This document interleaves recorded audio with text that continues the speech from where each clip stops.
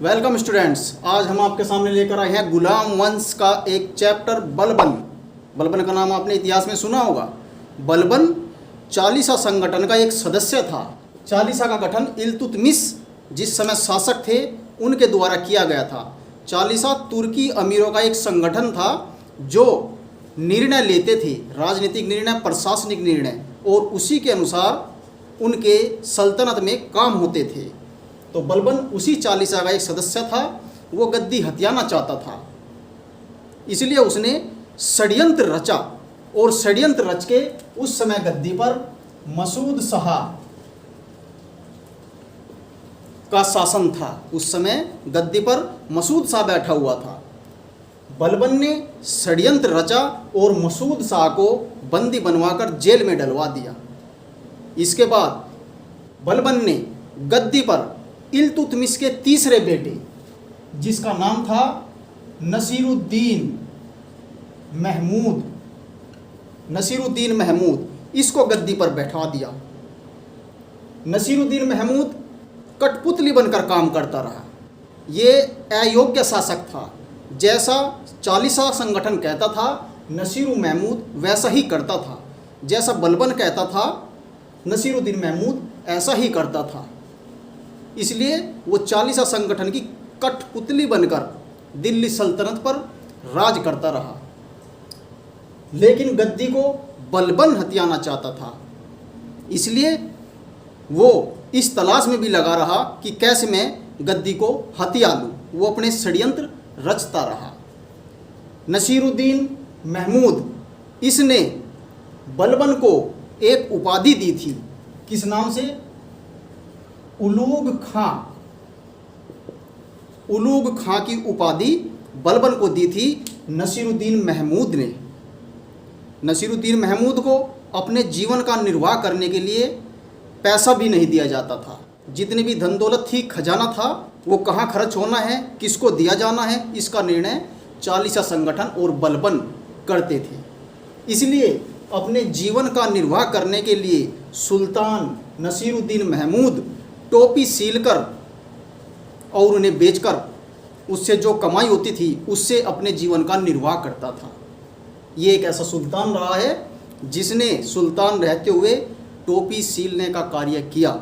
इसके बाद एक दिन क्या हुआ, बलबन ने नसीरुद्दीन महमूद को जहर दे दिया और जहर देकर उसकी हत्या कर दी।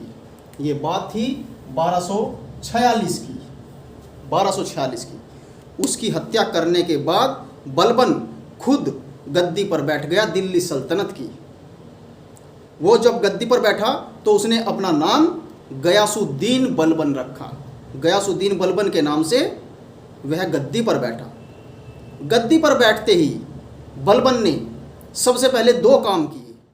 नंबर एक, जो चालीसा संगठन था जिसका वो खुद सदस्य था, सबसे पहले उसने उस चालीसा संगठन के सभी सदस्यों को मरवा दिया, यानी कि चालीसा संगठन का खात्मा कर दिया। क्योंकि जैसा उसने किया था देश के साथ गद्दारी, दिल्ली सल्तनत के साथ गद्दारी, वो उसी संगठन का सदस्य था और खुद गद्दी पर बैठ गया।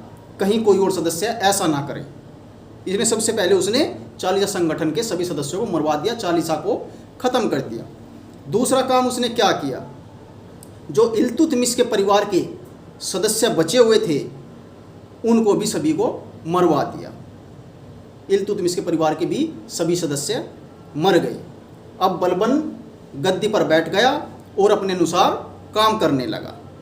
अब न कोई चालीसा था, न इल्तुतमिश के परिवार के कोई सदस्य थे, वो स्वयं अपने अनुसार काम करता रहा। बलबन ने अपने आप को ईश्वर का प्रतिनिधि घोषित कर दिया।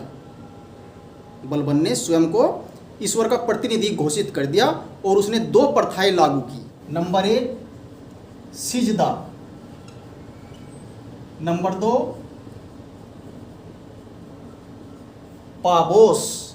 सिजदा और पाबोस, ये दो प्रथाएं लागू की अपने शासन में। सिजदा क्या होता है?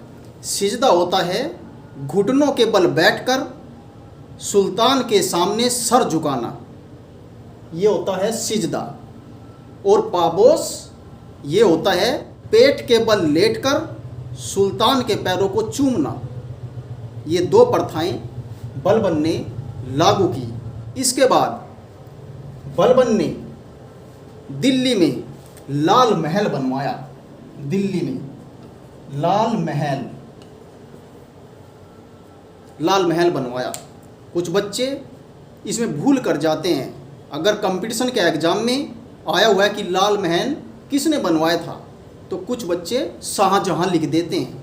शाहजहां ने लाल किला बनवाया था और लाल महल बलबन ने बनवाया था। इसके बाद बलबन ने अपने नाम के सिक्के चलवाए। सिक्के, उस समय जो सिक्के चलते थे उस पर अपना नाम लिखवाया। बलबन, गयासुद्दीन बलबन के नाम से सिक्के चलवाए। ये प्रथाएं लागू की, लाल महल बनवाया और अपने नाम के सिक्के चलवाए। और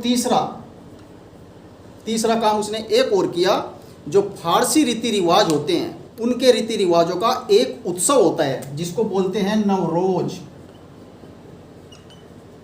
नवरोज उत्सव। ये फारसी रीति रिवाजों में मनाया जाता है। इस नवरोज उत्सव को मनाना आरंभ किया। बलबन ने ये 3 काम किए, लाल महल बनवाया, अपने नाम के सिक्के चलवाए और नवरोज उत्सव मनाना आरंभ कराया। 2 प्रथाएं लागू की, सिजदा और पाबोस। बस बलबन के ये काम रहे। इसके बाद सन 1286 में क्या हुआ, मंगोलों ने आक्रमण कर दिया। तो बलबन का युद्ध मंगोलों के साथ हुआ 1286 में। इस युद्ध में बलबन का बड़ा बेटा, जिसका नाम था महमूद, वो मारा गया। बड़े बेटे के मरने से बलबन को बड़ा दुख हुआ, उसे बड़ा आघात पहुंचा और उसको सदमा लग गया। इस सदमे में ही बलबन की मृत्यु हो गई 1286 में। ये था आज का हमारा टॉपिक, गयासुद्दीन बलबन। अगर आपको पसंद आया हो, याद हो गया हो, तो हमारी वीडियो अभी शेयर कीजिए, हमारे चैनल को सब्सक्राइब कीजिए, लाइक कीजिए। थैंक यू, धन्यवाद।